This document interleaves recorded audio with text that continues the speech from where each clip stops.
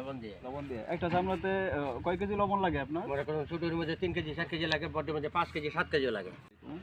দর্শকবৃন্দ, চলার পথে একটি বিরল দৃশ্য আমার চোখের সামনে পড়লো, সেটি আমি আপনাদেরকে দেখানোর চেষ্টা করছি। এখানে দেখলাম যে বেশ কিছু চামড়া শুকাচ্ছে।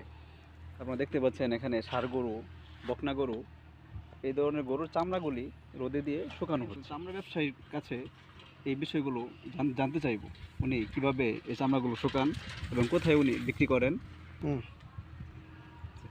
এই চামড়াগুলো কি লবণ দিয়ে শুকাইতেছে? কি দিয়ে শুকাইতেছে? লবণ দিয়ে একটা চামড়াতে কয় কেজি লবণ লাগে আপনার? মনে করুন ছোটোর মধ্যে 3 কেজি 7 কেজি লাগে, বড়ের মধ্যে 5 কেজি 7 কেজিও লাগে। আচ্ছা, শুকাইতে কয়দিন সময় লাগে এই চামড়াগুলো? একদিনই সময়, একদিনই শুকাইলে শুকাই যায় ভালো দেখে। পরে এই চামড়াগুলো আপনি কি করেন? আমরা চালান দিয়ে পাকুইটা চালান করে দেন কোথায়? পাকুটিয়া মধ্যপ্রদেশ পরে। একটা চামড়া ওই কিরকম টাকা আসে?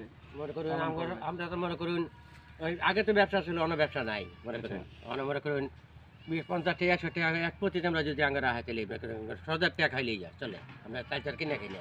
আচ্ছা, ওইখানে ষাঁড় গরুর একটা চামড়া আছে না, ওই যে ওইটা, হ্যাঁ, ওই চামড়াটা কত টাকা বিক্রি করা যাবে? মনে করি আমরা 1000-1200 টাকা বিক্রি হন। 1000 থেকে 1200 টাকা। এখন দর্শক, আপনারা জানতে পারলেন একটি ষাঁড় গরুর চামড়া, বেশ বড় 1000-1200 সাইজের দেখতে পাচ্ছি। বেতন যাব নাকি